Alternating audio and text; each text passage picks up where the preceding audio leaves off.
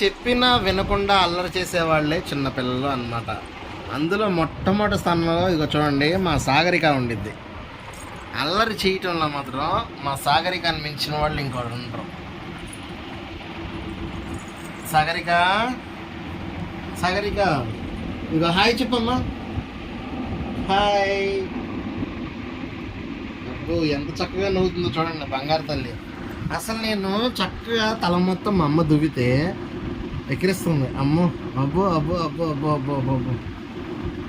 అసలు చూడండి బట్టలు నోట్లో పెట్టుకోవద్దంటే బట్టలు నోట్లో పెట్టినది. అబ్బో ఎంత గట్టిగా పట్టుకుందో చూడండి. సాగరిక తప్పమ్మా. అసలు వదలట్లా.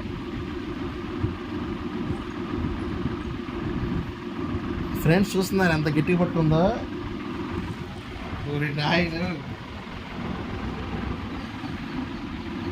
చింతల్లి తప్పమ్మా. నువ్వు హాయ్ చెప్పు. అబ్బో ఎగిరిస్తుంది. అబ్బో చింతల్లి హాయ్ ఫ్రెండ్స్. ఒక మాట చూస్తున్నానండి, ఆడపిల్ల అనేది ఇంట్లో మనకు అది ఒక వరం అండి.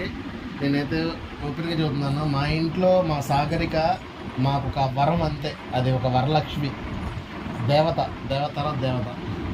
ఎందుకంటే మాకు ఆడపిల్లని మేము ఎప్పుడు బాధపడలాం. మా అన్నయ్య గారు వాళ్ళ అమ్మాయి అండి, చూస్తున్నారా ఎంత చక్కగా ఆడుకుంటుందో. చాలా బాగా ఆడుకుంటుందండి. అల్లరి చేయటంలో మా అమ్మాయి తర్వాతేనండి ఎవరైనా కానీ.